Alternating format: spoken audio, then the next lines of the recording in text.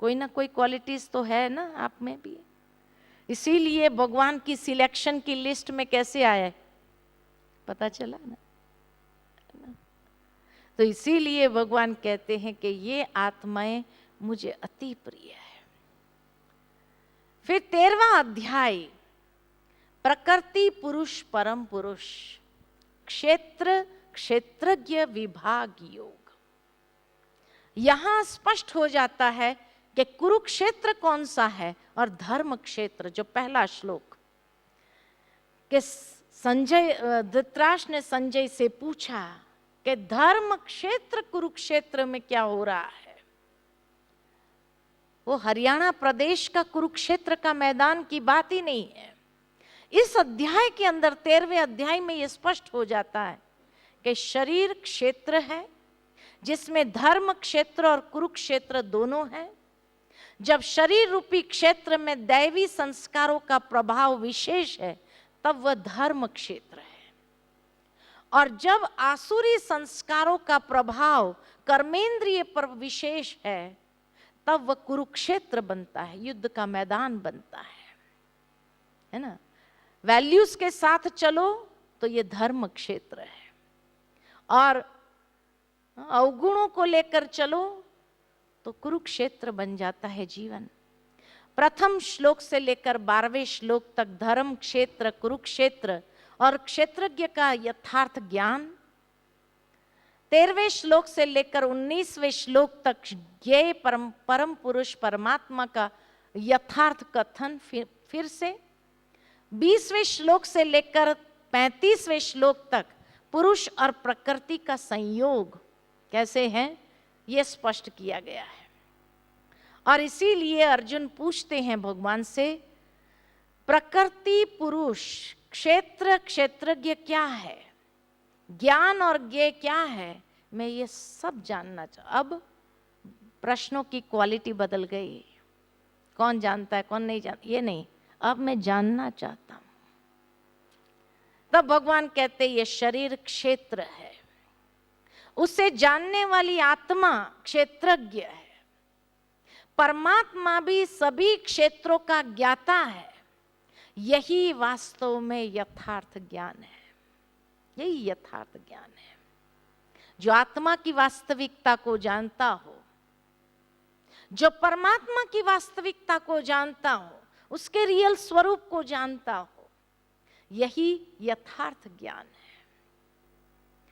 और फिर उसका विस्तार सुनाते हैं कि पंच महाभूत, अहंकार युक्त मन और बुद्धि, 10 इंद्रियां, 5 इंद्रियां विशेष, शब्द स्पर्श रूप रस और गंध, और इच्छा द्वेष सुख दुख संगात तथा जीवन के लक्षण, इन सबको कर्म का क्षेत्र कहा जाता है। अर्थात ये कुरुक्षेत्र है जिसमें बोया हुआ भला व बुरा बीज संस्कार रूप में उगता है जीवन के अंदर।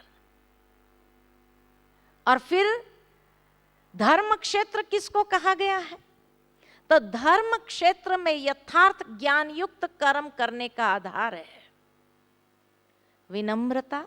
कौन से गुण है धर्म क्षेत्र में, विनम्रता, दंभहीनता, अहिंसा, सहनशीलता, सरलता, सतगुरु का आज्ञाकारी, पवित्रता, स्थिरता, आत्मसंयम, इंद्रिय तृप्त के विषयों का परित्याग, निरहंकारी, वैराग्य, अनासक्त, नष्ट मोहा, हर परिस्थिति में संतुलित, अन्य अव्यभिचारिणी भक्ति भाव, अनन्य अव्यभिचारिणी भक्ति भाव, सिर्फ एक का, व्यभिचार नहीं चाहिए उसमें भी कि अनेकों को याद करो, जो भी देवी देवताएं हैं सबको याद करो, ये नहीं, अनन्य अव्यभिचारिणी भक्ति भाव।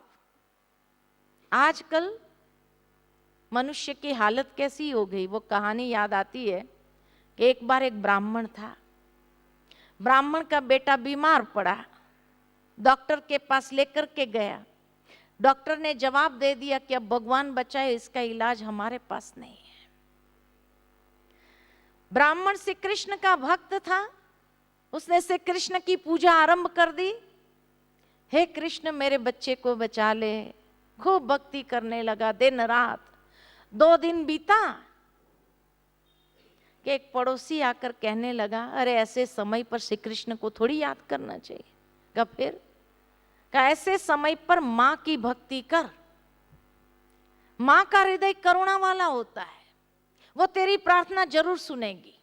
उसको भी लगा बात तो सही है, मां को पुकारना चाहिए, कृष्ण को थोड़ी पुकारना चाहिए। उसने मां की भक्ति आरंभ कर दी। हे मां मेरे बच्चे को बचा ले, दिन रात मां की पूजा करने लगा। 2 दिन बीत गए, वहां एक और पड़ोसी आकर कहने लगा, अरे विघ्नहर्ता तो गणेश जी है, तो गणेश जी को याद कर, देखिए विघ्न टल जाएगा। उसको भी लगा बात तो सही है, गणेश जी को याद करना चाहिए। उसने गणेश जी की भक्ति आरंभ कर दी। 2 दिन तक लगातार गणेश जी की पूजा करने लगा। वहां एक मित्र संबंधी आकर कहने लगा, अरे तू गायत्री मंत्र कर, देख चमत्कार होगा। उसको भी लगा सुना तो है कि गायत्री मंत्र करने से चमत्कार हो, चलो गायत्री मंत्र आरंभ कर दो। उसने गायत्री मंत्र शुरू कर दिया। वहां एक और पड़ोसी आकर कहने लगा, अरे संकट मोचन तो हनुमान जी है, तू हनुमान चालीसा कर, देखिए संकट टल जाएगा। उसको भी लगा बात तो सही है, उसने हनुमान चालीसा करना आरंभ कर दिया। 2 दिन के बाद एक और मित्र संबंधी आकर कहता है, अरे पड़ोस के गांव में एक बाबा जी आए, वो ऐसी भभूति देते हैं, असाध्य बीमारी भी ठीक हो जाती, चलो बच्चे को लेकर वहां चलते हैं। बच्चे को लेकर गए, भभूति खिलाई, घर में आए, 2 दिन के बाद बच्चा मर गया। कारण क्या हुआ? कारण क्या हुआ? कंसंट्रेट नहीं किया और विश्वास ही नहीं था। क्या इसको विश्वास कहते हैं? कि जिसने आया जो कहा हमने वैसा करना शुरू कर दिया, किस इसको विश्वास कहते हैं? और अगर ऐसा विश्वास रहा तो प्राप्ति क्या होगी? 0, कुछ नहीं। इसीलिए हमने अपने मंदिरों में सारे देवी देवताओं के फोटो रख दिए, सबके आगे दिया बत्ती अगरबत्ती दिखा रहे हैं, क्योंकि हमने पता नहीं कि इन सब में से सत्य कौन है। इसीलिए सबको दिया बत्ती अगरबत्ती करने के बाद, भाई आप में से जो सही हो मेरी प्रार्थना स्वीकार कर लेना। क्या इसको विश्वास कहेंगे? क्या यही विश्वास है हमारा?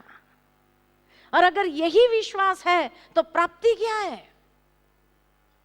इसीलिए अनन्य अव्यभिचारिणी भक्ति भाव, एक में विश्वास, वहां व्यभिचार नहीं होना चाहिए।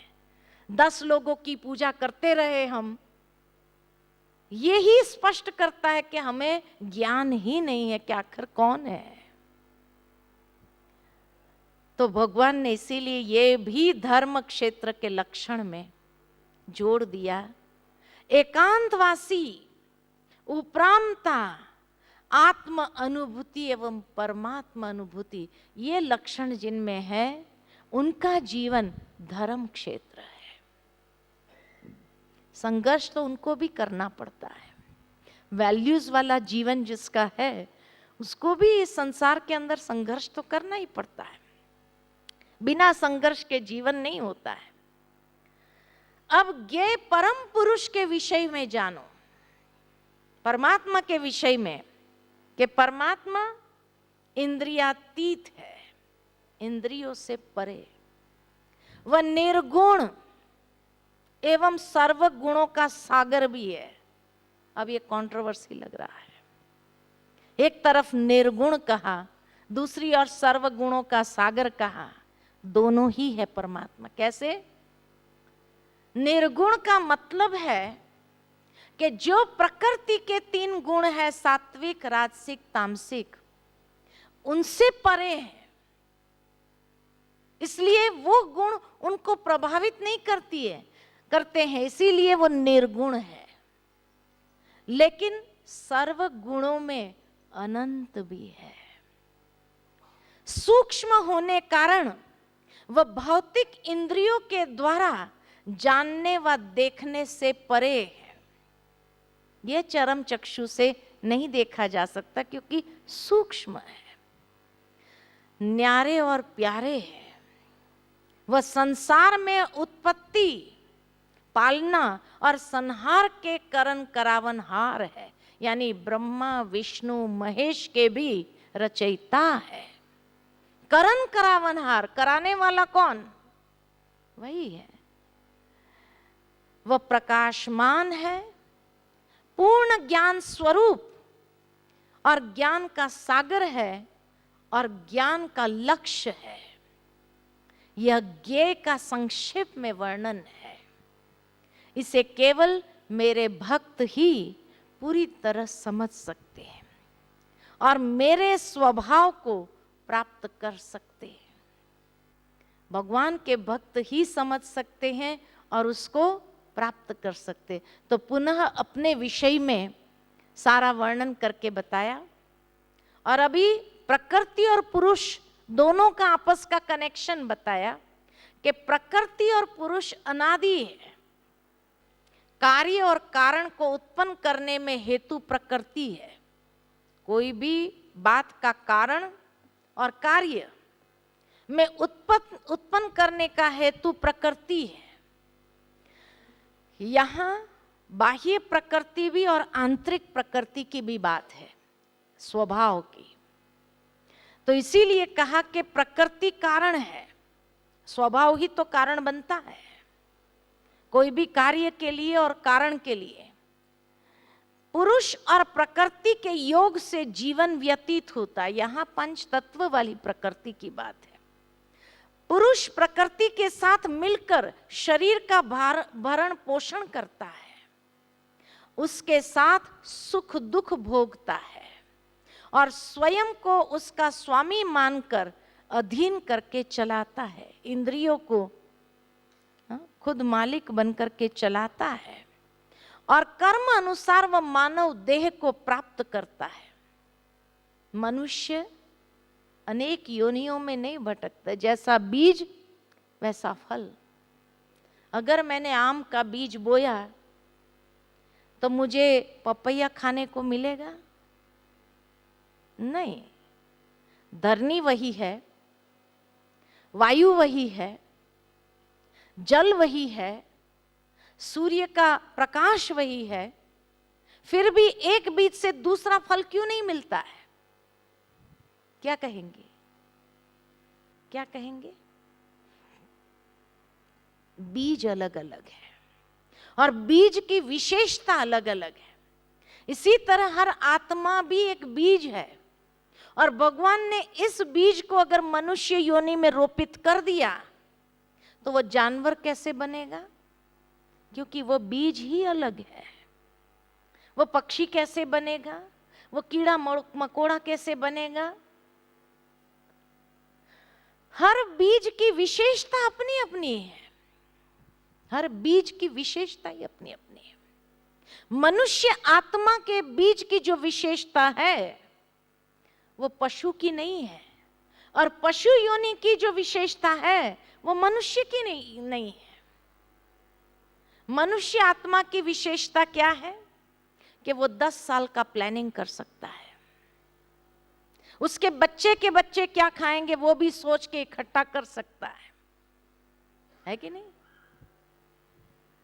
जानवर शाम को क्या खाएगा या 1 घंटे के बाद क्या खाएगा वो भी प्लानिंग नहीं करता है। चींटियां कर लेती है, कोई प्राणी कर लेता है, लेकिन हर प्राणी नहीं करता है क्योंकि उसमें जो विशेषता वो लिमिटेड है। लिमिटेड है, बहुत स्थूल और सीमित है। लेकिन जो प्राणियों में विशेषता है वो मनुष्य के पास नहीं है। प्राणियों में कौन सी विशेषता विशेष है कि अगर कोई नेचुरल कैलेमिटीज होने वाली होती है तो उन्हें पहले पता चलता है और मनुष्य के पास सारी टेक्नोलॉजी होने के बाद भी 1 मिनट 4-5 मिनट पहले पता चलता है ये होने वाला है। कहा जाता जब सुनामी आए थे तो ये फार ईस्ट कंट्रीज के अंदर, कौन सा कंट्री था मैं भूल गई, वहां एलिफेंट्स को 48 घंटे पहले पता चल गया कि सुनामी आने वाली है। 48 आवर्स बिफोर उन्होंने इतना आवाज करना शुरू किया और अपने मालिकों को जैसे घिसड़ के चलो यहां से। वो मालिक उनको रोकने का प्रयत्न कर रहे हैं, लेकिन वो चलते ही जा रहे थे, चलते ही जा रहे थे, चलते, और पहाड़ चढ़ गए। पहाड़ चढ़ गए 48 घंटे में, और वो सुरक्षित रहे। उनके मालिकों ने तब बताया कि हमने इनको इतना रोकने का प्रयत्न किया, लेकिन 48 घंटे पहले उनको पता चल गया था कि ये सुनामी आने वाली है, और इसीलिए ये आज सारे हाथी सुरक्षित रहे। सोचने की बात है। किसी को 24 घंटे पहले पता चलता है, कोई पक्षियों को, कोई प्राणियों को, और हाथियों को क्योंकि उसकी गति स्लो है चलने में, तो भगवान ने उस आत्मा को जो विशेषता दी है कि 48 घंटे पहले वो अपने आप को प्रिपेयर कर सकता है अपनी सिक्योरिटी के लिए। तो जो उनमें विशेषता वो हम में नहीं है, और जो हम में विशेषता वो उनमें नहीं है। इसीलिए आज आपको एक खुशखबरी सुनाते हैं कि मनुष्य के पुनर्जन्म मनुष्य के रूप में ही होते हैं, कोई जानवर पशु पक्षी के रूप में नहीं होते हैं। ये भगवान ने ज्ञान दिया है।